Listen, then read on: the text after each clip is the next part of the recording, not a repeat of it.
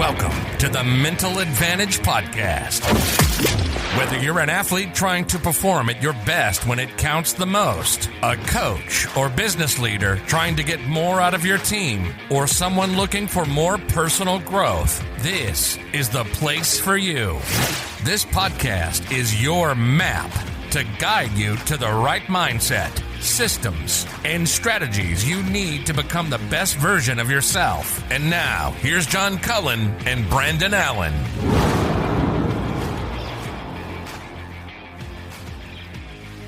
All right, welcome into the show. We've got a great guest on tonight, Brandon. Graham Betchart is the mental skills coach with the Sacramento Kings.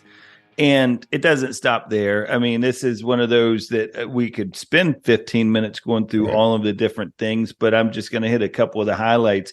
I think, with Graham, here's a guy that's worked with top NBA players like Aaron Gordon, Ben Simmons, Karl Anthony-Towns, Wiggins, Jaylen Brown, a bunch of different, draft picks, author of the book Play Present, a mental skills training program for basketball players. Right. He is the co-founder and coach of Train the Mind, and he'll talk a little bit about what people can expect from that platform. And then also, a little blast from the past, he does works on a project called MaxConscious. Why is that always hard to say? With Grant Parr. So people will remember Grant from one of our earlier episodes. But, I mean, you talk about high voltage. This was a just absolute, passion bucket running over, kind of a show. There's no doubt about it. And, his passion for what he's doing and what he's trying to provide and put out, right? We talk about it all the time. We get guests that we probably don't deserve, right? Considering what you and I are in the field, right? But you nailed it. He was an absolute electric factory. Just came in. He has a true passion for what he's doing and trying to help people. It absolutely oozes from him, and out of every statement, you can feel it. And you make a statement in the podcast about it near the end, and I can't remember if we were still on mic or not, but I was smiling the entire time. Right. I mean, he's one of those guests, and we've had several where you are just almost in awe of not only that's a great word, what he is able to bring in terms of knowledge and what he's willing to share, but the passion that he has for it. And the one thing that I would say that I have picked up and learned is these guys like Graham, who really not talk about being present, but really know how to be present. It's amazing, man. It's so infectious. It's so funny you say that, because when you were just describing that, I was thinking it's so authentic. It's so one of those things. I think where the smile comes from is when you see these things in action, right? And you see this person, that's a lesson in and of itself for our listeners. Is, guys, Brandon, I can tell you, and I'm sure you all listening would have your own examples of this, but when you're truly around somebody who is truly, truly present and truly dialed into what is going on in the moment that you're sharing with them, it changes. I mean, you can feel that, it's one of those things. Absolutely. It's a really cool thing. It is. And it's, and I think the word you used is great. It's authentic. It's, there's nothing fake about it. He has a love for it. He learned at a very young age, how powerful it can be. And I think he's a great example. And he talks about how, it is something to be practiced, but it's going to be interesting because the listeners are going to hear that you practice it even though you may not really need it, because as you alluded to earlier, he's had some amazing athletes who, when they started their journey with this, really didn't need it. They were that much better than everybody else that they stepped on the court with. But they were also smart enough, and Graham is passionate enough for them to realize that, okay, if this is where you ultimately want to go, everybody can do what you're doing right now. So what are you going to have in your tool bag to help you excel? And so, and that's where, training the mind and max consciousness, as a listener, man, go check those things out, because they're great opportunities to leverage not only him, but other giants in this arena. Yeah, it's an amazing deal that people get, and we talk about that in the show. But when you hear that, it's amazing to think of the volume of information that's at your fingertips, just at a very, very, very small fee.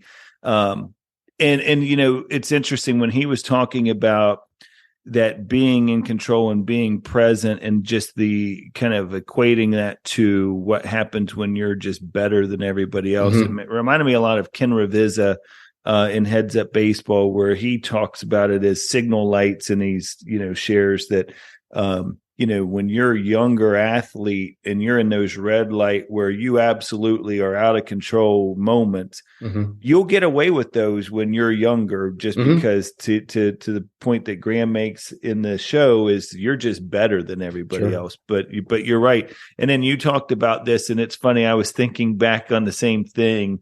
You talk about in the show is just that, we talk about embracing these philosophies, and that some people might look at it and be like, oh, that's for somebody else. I don't know about that. But you run into those people who do embrace it, and it's going to make a big impact for sure. You're in trouble when talent meets talent, and one of those talents has embraced this.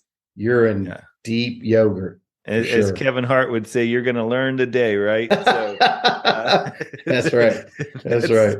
That's true. So, well, guys, get your pen and paper ready. Here is Graham Betchart.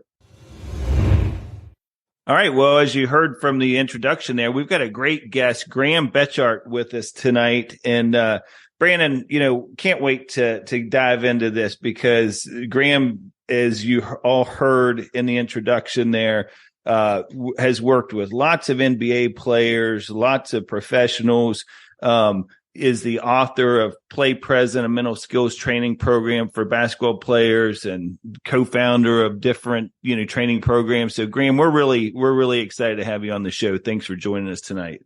Man, my pleasure. I'm excited for what we're about to get into. And I love doing this stuff because you never know where it's going to go, And I really like, being present is how I live. So I really appreciate these, so we can just share with people, Right. So I'm right there with you. Just like, hey, let's roll, see what comes out, and have some fun. That's right up our alley. Well, Graham, I'll start with this. It's funny, as I was starting to do some of the research for tonight's program, I came across an article where it was in the San Francisco Examiner, and they described you as equal parts philosopher, psychologist, and new age jock. And I was going to ask you, how do you plead, right? How do you plead? Is that pretty accurate? Man, the San Francisco Examiner, that's a classic one. I appreciate you finding that, man. And that was when we started, Next Play Speed started to take off with Mission High School.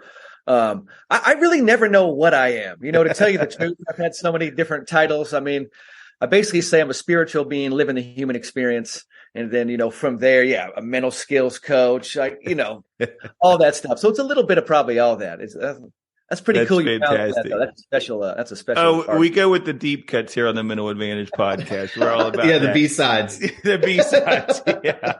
Well, Graham, let me ask you this question. It's probably the one you would most expect from a show like this is, what was that pivot point? What was the thing that kind of sparked your interest in all of this? Because I agree with you 100%.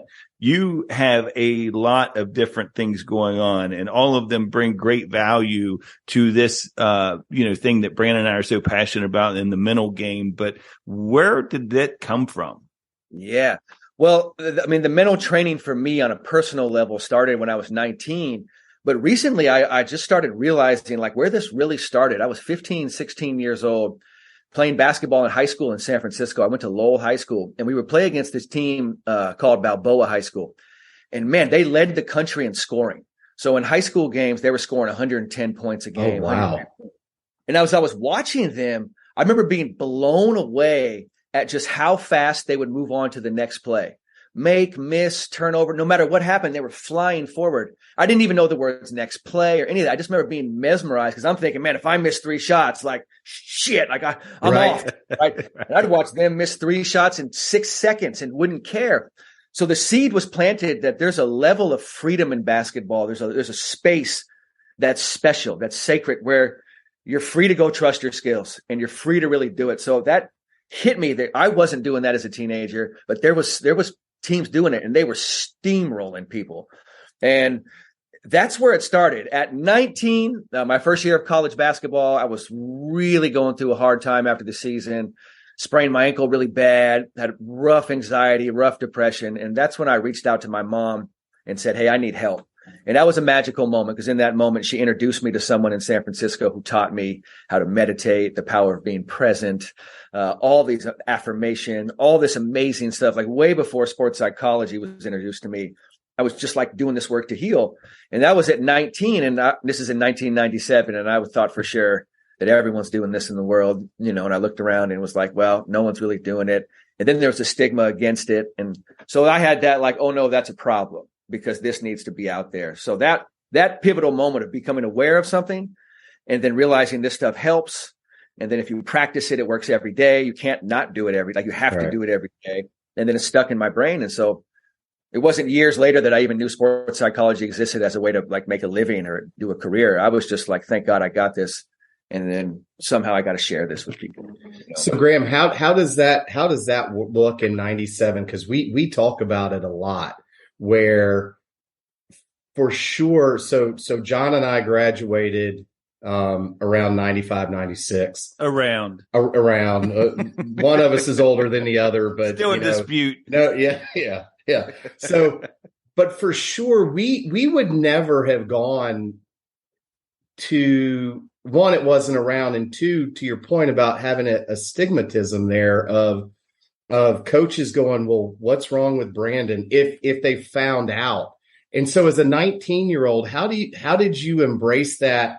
I'm assuming the culture in California, though, at that time is still, though, a little more flowing as a society out there. So how were you able to navigate that? And how have you seen it change since starting, 25 years ago?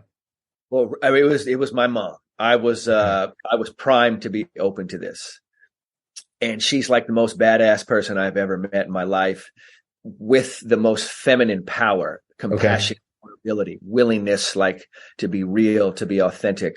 So for me, when I needed help, I was going to ask for help, and she was like, cool, I got someone for you, and it was just like a normal part of that. Seemed way normal. It was only after that I was like, oh, this shit isn't normal. Right. That's when I was like, oh, okay. So, and then navigating it, it's basically like finding out that water's great. And someone's like, water's bullshit. You're like, like, I'm literally going to drink and fucking whoop your ass. Like, Right. When I found out, people were like, this, like coaches being like, this is soft. I would literally have compassion for them, because I was like, oh man, you're going to get your ass whooped because someone like me funneled it through and put it into sports. And I came back after that and walked back on to playing D3 basketball. And I wasn't the best player, but realized, oh man, that like healing work I had done. Holy shit. Right. Difference maker. I'm present out here. And nothing's intimidating to me. And I mean, like failure, like that. Right. I mean, a lion walking in the gym and running out, I would still be scared. But like the stuff that used to scare me had no longer was anything to me. And I thought, wow, this is super powerful. That's amazing. Like, still, whatever this stuff I was doing, I still wasn't really talking about a whole lot, but it was like, this stuff is super powerful, you know?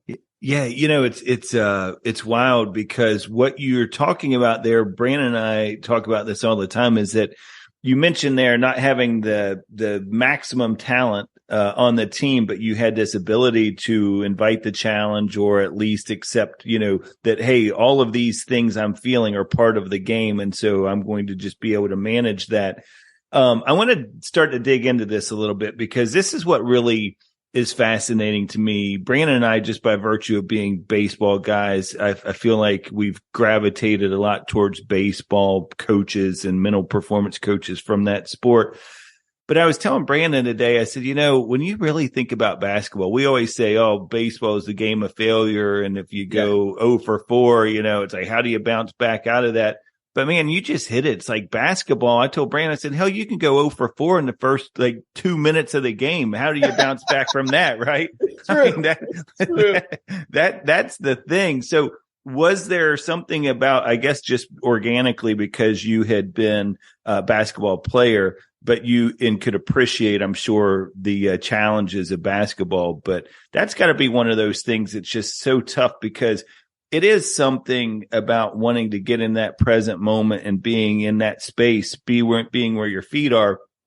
But your feet are moving, right? The game is so fast paced that it's hard to sometimes keep up with even where your feet are. Man, it's the hardest thing, you know, because basketball is moving in real time. There's resets, there's dead balls, but man, it's 48 minutes of movement, where baseball is about 5 to 7 minutes of movement, right? Completely different game. It takes 3.5 hours, but there's 7 minutes of actual physical movement. Basketball is you're moving 48 minutes. And so we call it next play speed. And when I learned against Balboa High School, I took that to Mission High School in San Francisco in the early 2000s. That's where the San Francisco Examiner article came from. Oh, okay. What we did in Mission is we said, this is early on. I was like, hey, we don't care if you make or miss shots. And so we wanted to immediately take off anything to do with energy in that space. We said, just take the shots. No one's trying to miss a shot ever in basketball. It's always so silly when a coach says, make the shot. I'm like, what the fuck do you think? Right. You think someone's trying to miss a shot? Even when they try to miss a shot, it's horrendous. They barely can even miss. Like when I'm going to try, you know, so you just completely let go of that stuff. And you say, but I'm going to hold you accountable to how fast you move on to that next play. And you're going to have to do it in real time. So your body has to move on. Basketball is just graceful. It's just doing this. Yeah. And then a player gets stuck and the game's moving. They're like, oh, I've lost my mind. And the game's doing this, right? And so we have a skill we call palms down, which is this is a universal thing that happens like this. Yes. It happens a lot in soccer and basketball. And they're just like, and it's universal. So I'm talking about the past. It's coming through my body. I've given up all power. And I'm just like a victim saying someone else make it better. Palms down is an awareness. And you're like, hey, I'm choosing my response. And so you're starting to see a movement of this. You're starting to see more and more of this becoming the skill, because doing this makes your next play speed faster. This kills your next play speed. Immediately, you're right. Next play speed is like an ERA for a pitcher. Sorry. Next play speed is like an ERA for a pitcher. You know what I mean? Like you want it 0. It's going to be hard because that means you're never stuck in the past. You're always just gracefully moving forward, right? Always doing that. So you just, I mean, to me, it's the essence of winning. And it's like something I've been looking at for 25 straight years of like, if you just do this one thing and just move forward, and it's the single hardest thing to it's insanity to do. Right. Because you're telling someone to go be fully assertive, fully committed to a shot, to a play, to a move, and then completely disconnected to what happens after you do it. It's like the most intense thing. And then the most like you have to surrender, because, they're committed to something, what makes them strong. And then they get fouled and there's no call. And they're like, fuck that, right. Be fully committed and then totally surrender. And that's how you flow forward. So it's intense and graceful at the same time. It's the hardest thing in my mind to do. And when it's done at a high level, you dominate. It is a wild ability. I'm so glad you brought up palms down. It's such a great concept, and something that, for you, the listeners out there, if you go on YouTube, Graham has a thing about palms down. I saw the video, being in control under pressure. In this same video, well, it might have even been in a different video. You were talking about just what you were just saying about loving the process, loving the flow, really being committed. And really as coaches and as parents, we need to start praising these players for having that courage to go towards some of these things, whether it's going towards the fear, going towards the anxiety, whatever the case may be. And I love, and Brandon, you're going to love this one. I love a quote that Graham has in this video. He says, "We've all won and felt crappy. It's not about winning. If you want to win all the time and you're 12 years old, go play a bunch of 4-year-olds. You won't feel good because we long for a deeper sense of, satisfaction, 100%. Right? I mean, it's so true. It's like, if it was just about the result, and I want listeners to hear this because we have them from all walks of life, the athlete, the business person. But if it was just all about outcomes, there's lots of ways you can cheat and go and get outcomes, right? Like that's not what it is all about. It's not, but we see it a lot. I see it a lot still coaching. I actually had this exact conversation this weekend with an umpire, and we're playing against a team, and their coaches are just constantly chirping, and I'm walking over to third base. I'm gonna, we're getting ready to hit. And I said, you doing okay back here? And he's like, yeah. He said something. I said, it's amazing to me how the emphasis has been lost on what we are out here doing as coaches and leaders, right? It has nothing to do with this game today. And I love what you talk about, Graham, about being present. It is about us being present, but pouring into them presently, right? Yeah. And let the future, let what you're doing today hopefully take hold, so in the future they can look back on it and be like, that coach, he was onto something there. Or to me, the whole outcome has it's lost what it's supposed to be about. Yeah. And it makes all the kids feel anxious. It makes everyone hate the sport. It just becomes 100% becomes a terrible thing. They're enjoying it at 11, and by 15 they don't like it because they're playing for outcome instead of the actual experience of playing it. Right. That's like someone telling you to eat fucking ice cream so at the end they can talk about how well you ate it, as opposed to like, just tasted good to me. Yeah. And, as opposed to enjoying the process, like we're literally missing life, right. And people are so anxiously running to results that they're missing everything, and it's really wild. And what I try to do with parents is, because nothing wrong with wanting to win something, right? But the most important skill is learning how to lose and learning how to fail well, because then that's how you actually learn how to win. So if you do care about winning, right? We look at the word win. What's important now? And if you do care about winning, we teach this at the highest level, is focus on what's in your control. And the first thing you do is you let go of results and outcomes, and you go, if you truly care about winning, like if really that's what you care about, then your effort has to be out of control maximum, right? And it's going to take everything you have, your focus, your next play speed. Let's try to be perfect at that. That'll be one of the hardest things you ever do. And I'm going to need all your competitive drive for that. So what I try to do with parents, because it's just like they don't know what to do with the energy, right? They're just like, they want their son or daughter to do well. So you help them kind of like focus it into a pathway. And that's what I've always tried to do as a mental skills coach, is say, hey, look, it's okay to want to win. Like, let's go do it, but focus on how powerful you are in the present, how fast you move forward after mistakes, how calm you are under pressure. Like, do those things. And then we can see if you really care about winning. You know what I mean? That's how because like I said, when I first got introduced to this, I was like, what? This is going to kick everyone's butt. Like, no problem at all. We know it. So it's like, but you kind of have to reshift how you think about a lot of things. And the irony is, if you're thinking about results and outcomes, you're going to have a tough time getting results and outcomes. And someone who's focused on the process is going to give it to you. You brought up something there, talking about the anxiety, and I see it more and more. I've never been around kids that are more anxious today. And I think there's so much that goes into it, right? I mean, just whether you talk about social media and even, I was talking to somebody, I equate almost the whole COVID thing is almost like every kid went through a divorce, because if you think about it, like their entire routine got completely shattered. and their sense of just security.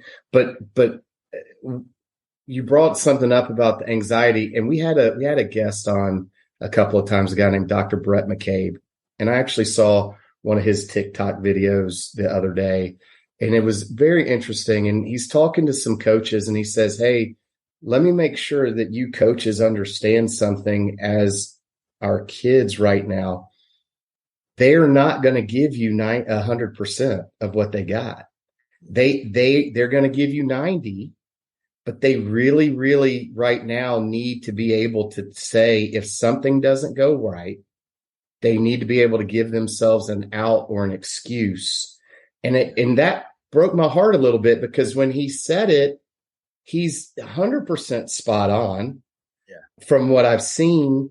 And it really is that fear of failure. We just haven't cultivated it to where it's safe for you to fail. And you just brought it up. It's actually where you're going to learn the most.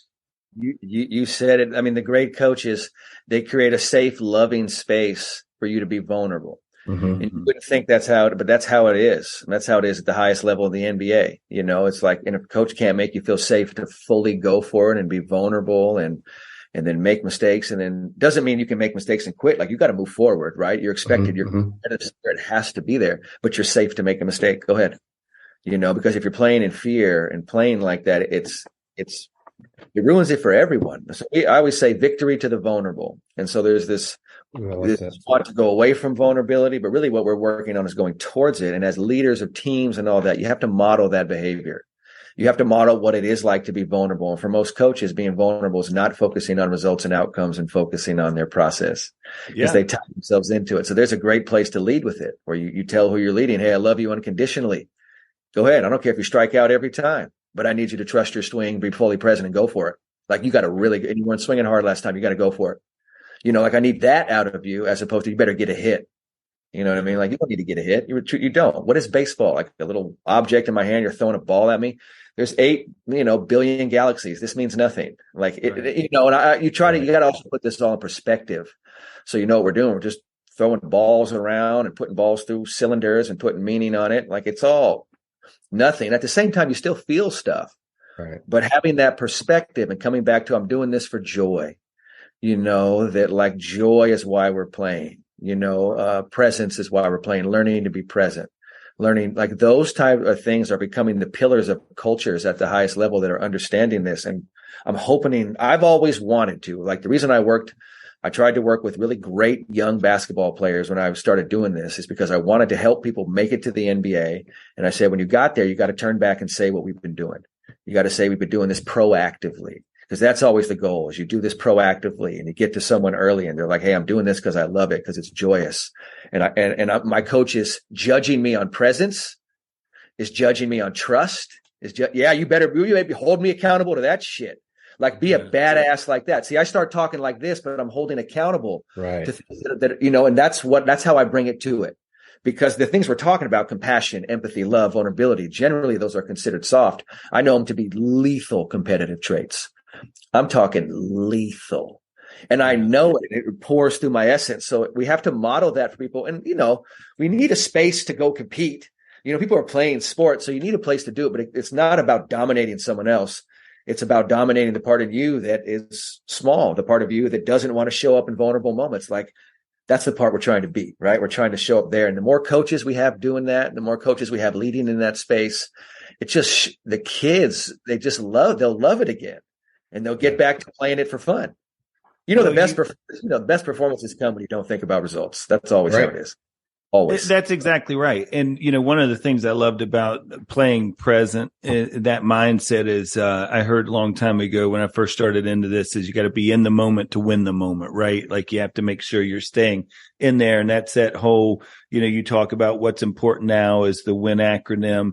One of the things that, speaking of those young athletes, is I know you had an opportunity and you started to touch on this a little bit with some of those young NBA players. I mean, Ben Simmons, Aaron Gordon, from the time he's like 14 years old. I mean, you've worked with a lot of these really great NBA players. Now, I imagine, Graham, that it's probably a lot easier, and maybe I'm wrong in this, I want to get your thoughts on this, but it's a lot easier to get them buying into, oh, it's joyous, there's a lot of fun in this when they are at that young age. But then you have a unique experience that you've seen how that changes when you get to college, for example. Now we start to layer on some other expectations, right? Now all of a sudden some different pressures come in. The NBA, the agents get involved, the business side of it gets involved. Now all of a sudden it becomes harder for you, I'm sure, in your role working with them to get them to understand nothing should change. The arena has grown bigger, right?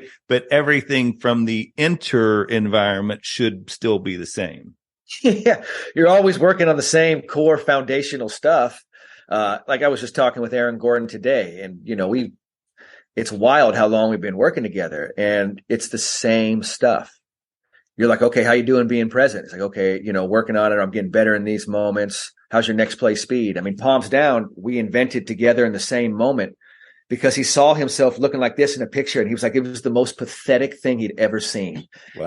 And he was like, oh yeah, palms down, turn your damn hands over and like show up in the present. So being present at 15 years old when you're Aaron Gordon is different than being present when you're 27 years old at Aaron Gordon. Sure. Every moment is different being present. When I give talks to groups, at some point in the talk, I say, oh, by the way, I'm calling on one of you to come up at some random moment, and I'm going to have you say something vulnerable up here. And you see them all go, oh, shit. And they all sit up. And I'm like, what you feel right now, that's pressure. Like, you don't know what's going to happen, and you still got to sit here in this moment. And how many of you wanted to leave right away? You thought, don't call on me. Your mental training starts now. Come towards this. Be like, go ahead and call on me now. Go ahead, man. I love that. Working with kids, I've had a chance to work with a lot of kids, and I would go to this basketball camp called the Top 100 Camp, put on by the NBA Players Association. And my good friend Adonal Foyle, who introduced me to sports psychology, he was the one who helped me get to that camp. And it was the best basketball camp I could find in the world. And I thought, if I go to that basketball camp and just proactively teach kids, most of them will probably look the other way and be like, what is this dude talking about? Who cares? But the ones who are looking back at you, nodding your head, just go mentor them. Do the best you can and try to help them. And so that's how I met Jaylen Brown. That's how I met Marcus Smart. That's how I met Karl Towns. That's how I met Ben Simmons. They're just teenagers, but I would teach a little bit about being present. And they'd be like, oh, okay. And it's not much. It's just a couple minutes here and there. You plant the seed, and then they know it's a thing, and then maybe you get their cell and you text a little while, maybe help them out through high school a little bit, onto college. And then by the time they're in the NBA, they change their cell phone every 6 weeks. So it's like NBA players. I get text messages randomly from Aaron Gordon from some random number. He goes, Graham, it's Aaron. I'm like, oh, okay, new phone number. That's how they go. So most of my work was proactively with kids, and I just planted the seed of being present, planted these seeds just so it was there. They understood the language, because the start of mental training is knowing it's just a language. You don't even know the present moment's a thing until someone says it. Then you don't even know you're leaving the present moment until you realize it. And then, all these things come into play. So Jaylen Brown, we would stay in touch. He came out to Cal, and he was like, wow, Graham, the first 4 years we were working on this, what you were saying was cool, but it wasn't like that big a deal. And I was like, I know you're too athletic for it to really matter. Right. Because you're like, cool, I'm going to just kick everyone's ass. And that's what happens when you're Aaron Gordon or Jaylen Brown. But at 18 or 19, a little shift happens. Right. Now you're playing D1, and you're like, well, everyone's pretty good. And so that's when they would kind of reach back out to me and be like, oh, okay. And honestly, Jaylen was like, man, for the first 4 years, I didn't really believe anything you were saying. And as usual, this is where I'm like, hey, no problem. That's your ass. Like I know this shit works. That's why I got it to you early, because it is hard. You have to get it. It's a skill. You don't just grasp it in a moment. Right. Now these guys are a decade into doing the work, and they're like, yeah, I mean, they play pretty good basketball. Jaylen Brown's been in the finals, and he's talking about breathing all the time. So, that's how I got to work with him, is that when they were kids. It wasn't like NBA players were calling me, man. So John, it kind of reminds me of when we were talking to Mark Glacini, and he was talking about the teams and the athletes that actually embrace it. And you've touched on it a couple of times, Graham. You can think it's bullshit or, spiritual gobbledygook, whatever you want to call it, until you run into that person that actually does know what the fuck they're talking about with it, you're in trouble. You are in deep trouble, right? Deep trouble. I mean, deep trouble. And so to hear, I think what you just said though is really, really interesting, because I've got a 14-year-old and he wants to play as long as someone will allow him to play, right? And I keep explaining to him about being present and visualizing and just all the stuff that we've kind of learned. But to hear you talk about those guys were so athletic that it didn't really matter until it needed to matter. Yeah. Right. And I think that's an important thing to hear. I know as a coach and as a father is, hey, keep preaching it, because at some point it will matter more than it does today. That's right. It's you have to do that. That's why it's always proactive mental skills training. You never wait for a child to ask for this. That's like saying, I'll feed you vegetables when you ask. Like, no. Right. Later on, they're like, hey, thanks for those vegetables when I was a child. Yeah. You know what I mean? I mean, Aaron Gordon, Jaylen Brown, these guys made hundreds of millions of dollars, right? They're not even 30 years old. It's not about money, but they're like, hey, Graham, this shit works. Yeah. They'll be like, well, and if the moment you realize you need it, you haven't been doing it for years, that's a rough moment. It is tough. Because you're like, oh, wow, I need the mental stuff. You're out of the NBA. Yeah. You don't have three, and they're like, I need it. Got it. Because it's all in my toolbox. Now I got to get present. There's my breath. Okay, it's making sense. Trust your game. Next play, move forward. And I told Aaron Gordon, I was like, try to get cut. Literally try to get cut. He was like, you're crazy. I was like, well, right now you're playing not to get cut and you suck.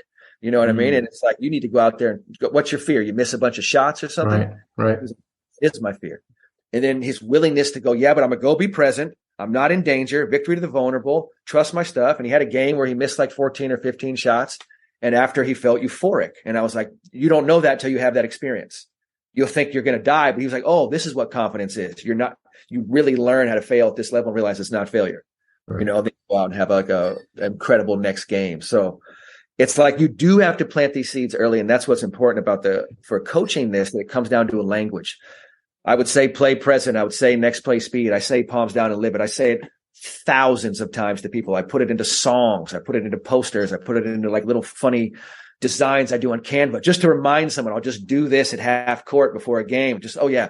Before I give someone 5 on a team, we have a little thing. We do that. And it's just to remind them, because if you listen to like an NBA timeout or like in a big moment, they're still saying the same shit. Hey, box out. Right. Share the ball. It's the same shit you're telling a third grader. Right. So it's like those are really the things that matter. But you just have to be reminded of it. And you're like, oh yeah, be present. Oh yeah, next play. Got it.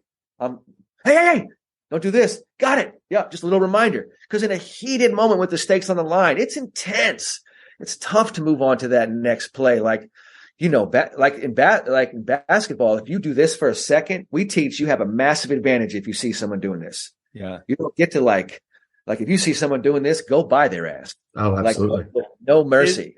Isn't it interesting, Graham, that as you think back on your time with the top 100 camps, that there's always, and I've noticed this as a coach myself, that it's always the really good ones that are looking for the edge, right?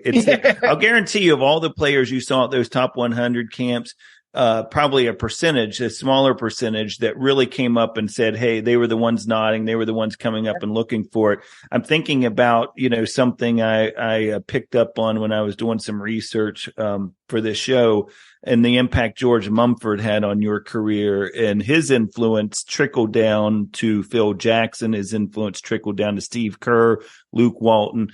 And not to mention, Phil Jackson, the Zen master, right? He started introducing this stuff to Michael and to Kobe. Yeah. There's a couple big names that you can just say the first name and everybody knows who you're talking about.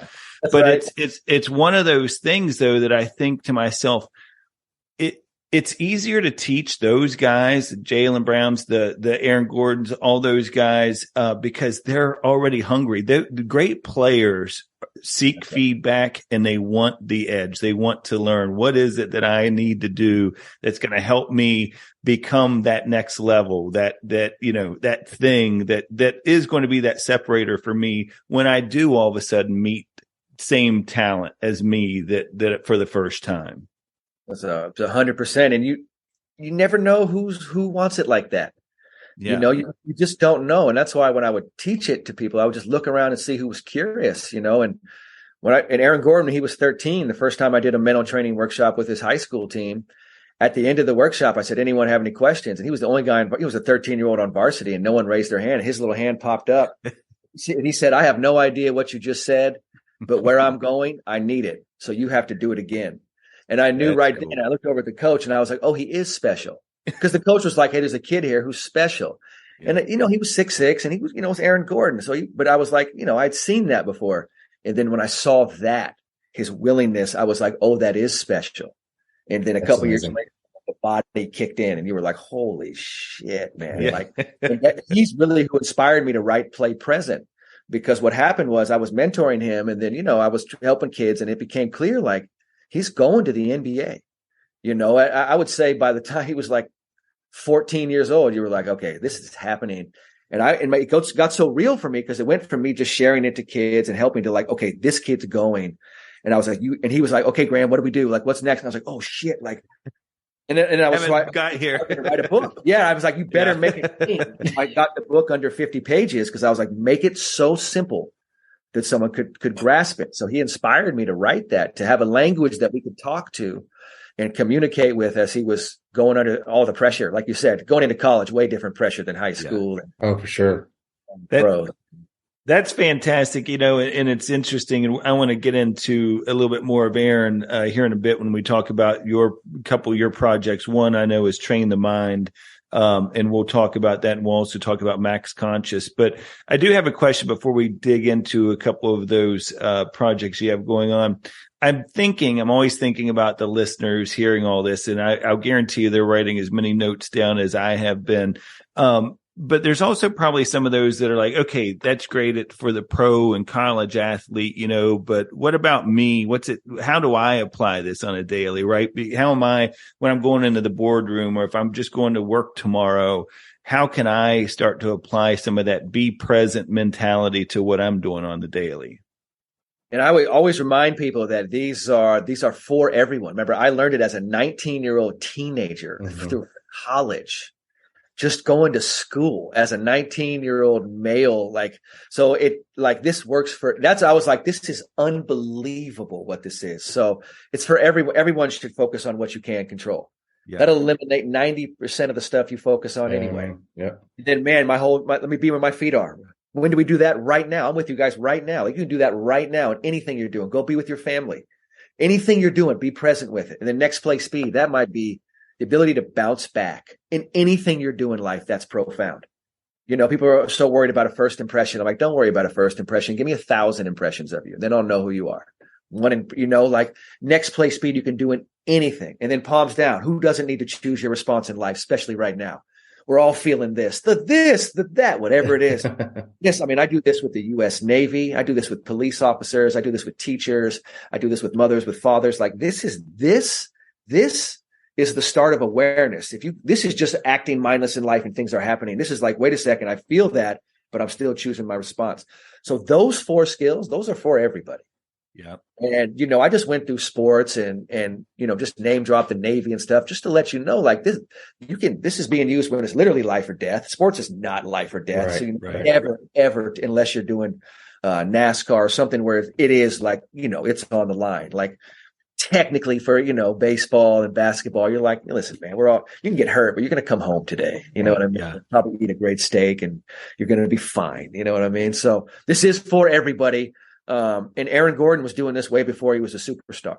And it's so funny, like, they were picking up on this early. It's almost like a willingness to be open to this in whatever you're doing. You can turn whatever you're doing into something profound, and that's not, I'm not telling you belief. I'm telling you how it is. That's a great point. I mean, this is stuff that, it's the whole success leaves clues. I mean, this stuff has been proven to work in the biggest stages that you have. And look, I mean, it all comes back to, and I've heard you mention it a couple of times, is breathing, and just the importance of the best way. And we've probably, it's probably been the one concept we've beat a ton on this show is, if you want to get in that present moment, man, you just got to be very intentional about your breath, because that will get you focused pretty quickly as far as being in that. And speaking of this being for everybody, I mean, Train the Mind, a great project that you've got going on with Aaron Gordon and Jake Gracia.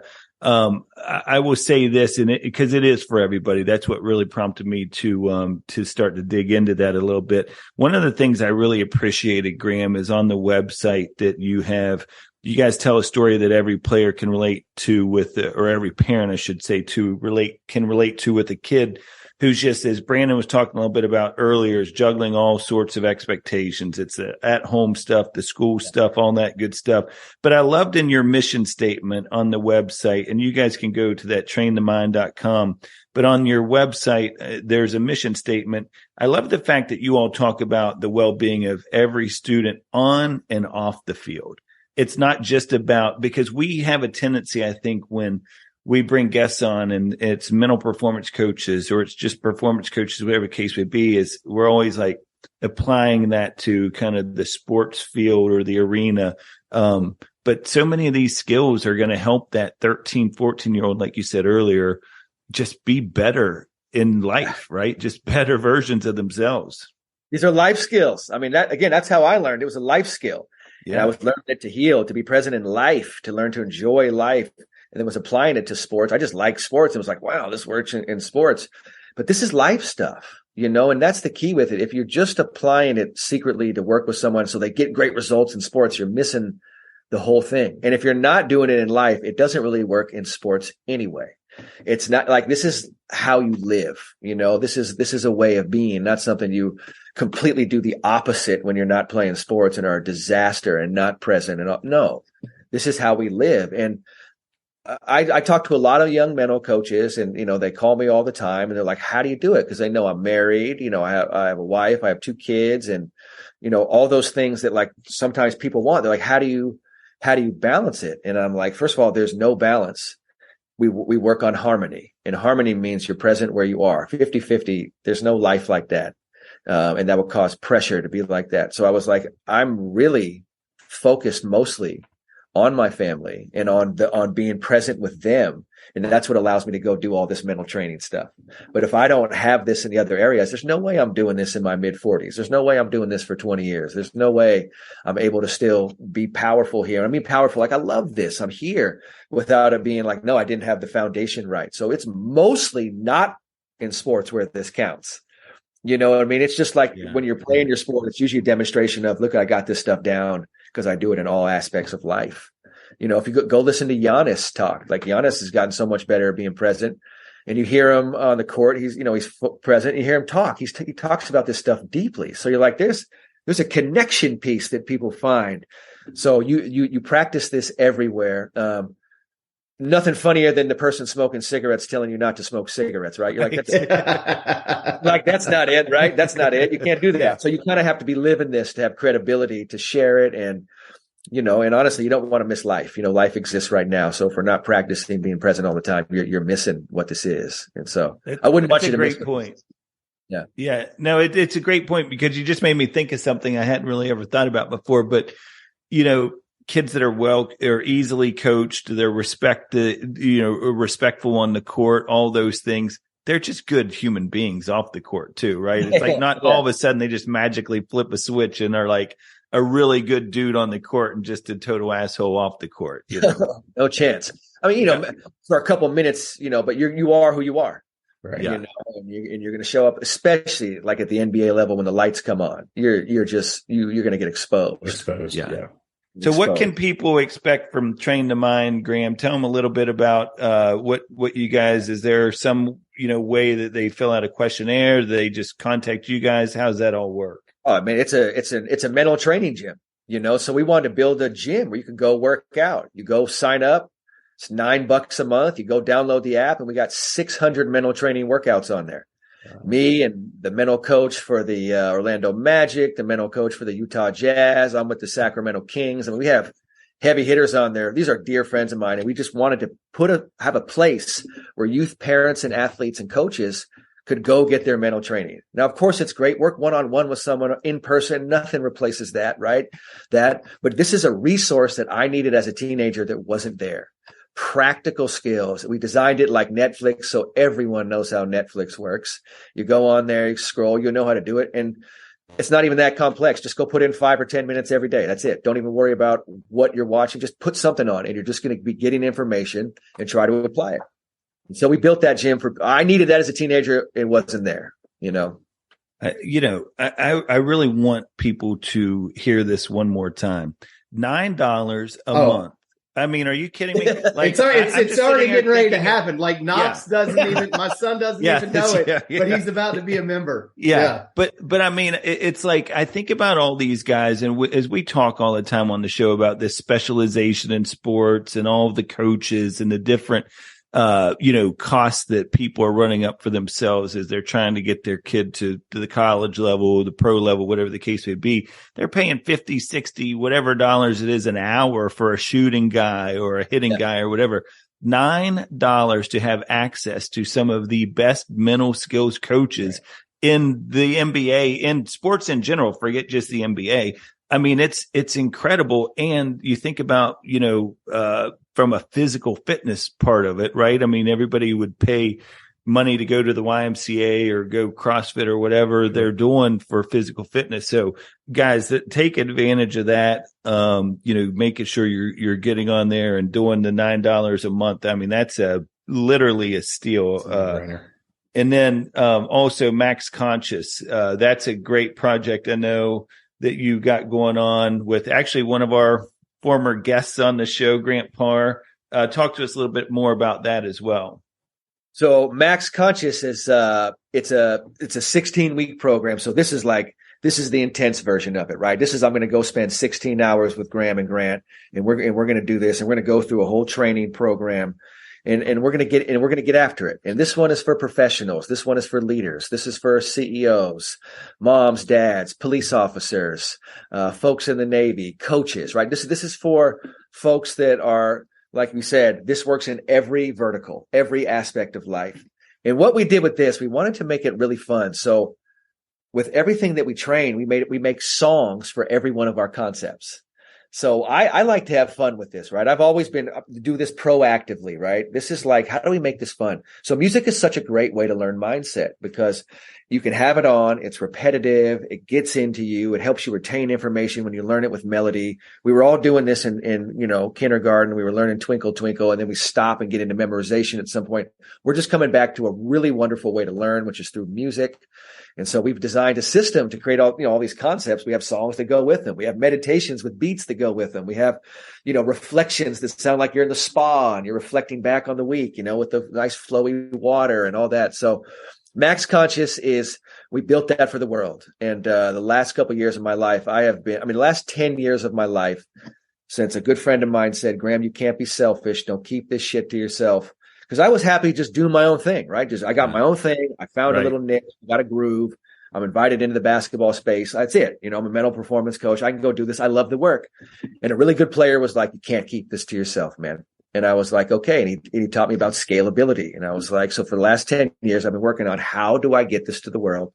Mm-hmm. And MaxConscious and Train the Mind that's how I get it to the world, right? And that's how I make it practical for everyone and make it reasonable for everyone. And so that's a lot of service, man. The amount of videos I shot, we made 48 original pieces of music for the program. It's it's super intense doing it. I'm not kidding when I say I cried daily. And like when you're really going for your dream and really serving, I want everyone to know, like, I'm really living this life, and you have to stick with it. And concepts like walk to win with lethal patience, I would come up with these because I was like, holy shit, that's what you have to do to make shit work. Right. Like if you're running real fast, you'll never do it. So I would have lethal patience and I would stick with this. I'm 10 years into getting this into the world, and I operate on 10-year cycles, and so because I don't know any other way to do it. I'm just like, man, just figure out, stay aligned with your heart and your purpose. So MaxConscious and Train the Mind are my lifetime's work and the simplest way I can get it to people to share it. And so I'm grateful to have it here because, man, it's not easy doing that. It's easy for me to sit and coach one-on-one to get my body and to show up in a space and do this in real time. to share it and to find a way to capture it through songs and videos and all those, that took a lot of practice and a lot, like 10 years. It's very, very, very cool. I listened to Palms Down, the music version. I listened to In the Zone, the music version. And I want to really echo what you just said there about Lethal Patience. I was at the CMA Awards last night here in Nashville, and Lainey Wilson won the award for best vocalist, female vocalist of the year. And she'd been here in Nashville for 11 years, just grinding, just going to the honky tonks, playing all those things or whatever. She said in her speech last night, she said, I just didn't take no for an answer. I stayed intent, stayed committed to, what I was after. And it really is what it's all about. I mean, there's, millions of those stories out there where people just had a dream, they had a goal, and they were, to your point, lethally patient, and just really dedicated to it. It's the whole, discipline is greater than motivation, right? I mean, it's just staying disciplined is so key. It's so powerful. And the word that harmonizes me always is devotion. And I go, okay, I'm devoted to this. And devotion has nothing to do with motivation. Right. I'm not motivated to do this shit every day. No way, man. It took me like 12 years to be an overnight success. I didn't have any for a decade. I'm trying to explain to my wife how we're going to do it. But your heart's like, stay with it. Because what else are you going to do? You're just going to come back and regret. Right. Later on, like, why didn't I stick with it? Because in the moment you feel pressure. Life is real. You feel it. Like, I have a home with kids, and you're like, oh, this is real. Like, what do you mean stay with something? And you're like, yeah, but that's how I roll, and that's like my resume. It's always humbling to hear my resume. I'm like, holy cow, that's my resume. Like, it blows me away. But my resume of failures is 100 times longer and more impressive. Yeah. And that's the one where it comes from, right? That's the one where you're like, oh, wow, how'd you go to the NBA? It was like, 15 straight years of not being in the NBA and just serving ruthlessly and teaching kids and having people be like, you're crazy. And then 12 years later, they're like, turns out you're not crazy. I was like, oh, how about that? And those are people who've known you your whole life. Could be from your own, and I can't remember, Graham, and you all, either one of you may have already seen this and would remember who it was, but somebody I just saw a clip recently where they were talking about, I want to say it was a Navy SEAL, but they were talking about when they were ready to just give up during Navy SEAL training or something, they would say, we'll quit tomorrow. We'll quit tomorrow. They just kept saying, we'll quit tomorrow, because it really is that concept of today plus today gets you, where you want to go. But it's just that keep showing up. It's a persistence, and then it's just telling yourself, you'll quit tomorrow. If you feel like you're wanting to do that, just put it off till tomorrow. You have to stick with it. You have to trust your pace. That's where lethal patience came from, because it's so uncomfortable to be on your pace sometimes, because it's not going to happen right away. And you can't just make it happen. Right. And you're like, and it makes you want to bail because everyone's asking you, why is it not happening? It's so obvious you should be doing that. And you're like, I can't explain why. Right. But you have to go and trust that process. And that's where you get into the high level concepts like surrender and the power of surrender. And there's no surrender before being fully present and fully in it. You can only surrender after that. I'm not saying surrender before you do the work. Like, once you learn that I have to show up and be in this space, and it's going to be a while before anything actually happens. And whoa, that's the actual challenge. The challenge is not doing this work. The challenge is, can you hang in there long enough to be able to do it? So, but that makes you more powerful as a coach because you're living it. People can feel that coming from every pore of your body. And I also know if you just read some stuff in books and you're trying to pass that along, that's not it. It doesn't happen that way. And I want to go back to something Brandon said in the middle of this show, because when I'm thinking about, train the mind, I'm thinking about MaxConscious. Guys, you can be that person who's out there with doubt and you're like, oh, I don't know, that maybe that's just for somebody else. Let it, and you're not wanting to just get started with it or whatever. That'll be fine until you run into that person who did spend the $9 a month, or you run into that person who did log into MaxConscious and started to look around and poke around, because that person's going to eat your lunch eventually, because they made that commitment. They were disciplined. They had the, intention was there, relentless patience, whatever the case may be. But that's the kind of stuff. But man, I'm telling you, I'm glad that you're doing what you're doing.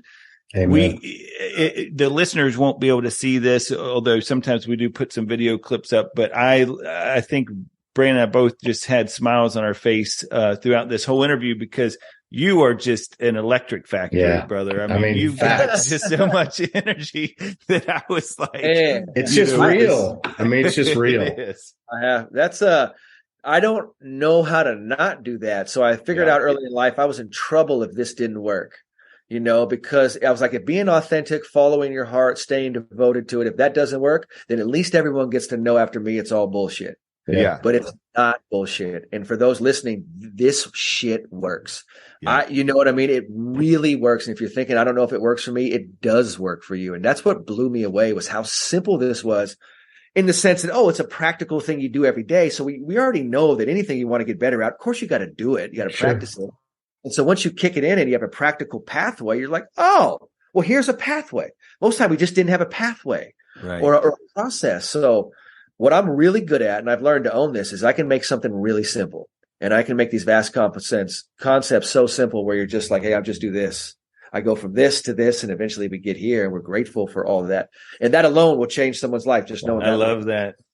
Yeah, I do too. So I'm grateful to be here too. And that's why I do these, because my role is to get this to people. My role is to help them see it. And the energy that comes through me, that's like my athleticism. I'm going to use that to get this to people, and the energy is the bottom line. And I mean that with all truth. Like if my energy left my body right now, you would say I was dead. You know what I mean? Like this would fall over. So what we have pulsating through us, if we learn, I call it a conscious energy officer. As a leader, we have to learn to let it come through us. And that's the most empowering thing we can bring to our team, to the folks around us. I mean, the greatest coaches I've seen, I've never seen a player say, man, they're X's and O's. Wow, they really knew how to throw that curveball. No, they're like I've known that since I was 7, but they're presence, how they were in big moments, how they helped me just like move through stuff. Like that's the profound stuff. That is, that's our real offering, is our energy. It's just my opinion. Look, you just hit something. And for the listeners, you go from the palms up to palms down, and then ultimately that piece of gratitude. And it's something that we talk about a lot on the show, is just that idea of like, being grateful is just taking that time, and what a difference maker that can make for your life as well when you're practicing that on a daily basis. It'll blow your mind. And it's funny, you don't even think it's in a competitive space too, but being grateful and having gratitude is amazing. I mean, we don't even know if we're going to wake up tomorrow. And that's the truth. You know, we don't know what's going to happen in 5 minutes. Nobody knows. Like it's real as a heart attack, so that gratitude will help you be more present. To be alive. And if you're more present, if you're playing a sport, you end up being like better at the sport. So the funny thing, like this funny thing called gratitude helps you be like a badass. And as far as like moving on to the next play and moving forward, when you start to have compassion for referees or umpires and you say, hey, no problem. I knew you were going to miss some calls. That's no problem. Now, all of a sudden, you're not doing this as much. Right. I have these surfboards behind me for a reason. I know they can't see them. It's to learn how to ride the waves. It's to learn how to find flow in everything you do. Because you can't ride waves like this, right? You got to be like, no, it's big waves. And we're going to learn to ride them. But you ever seen someone riding a wave like this? It'll blow your mind. You're like, that person is so balanced, so centered. They're just like, check this out. And you're like, wow. That's awesome. Possible.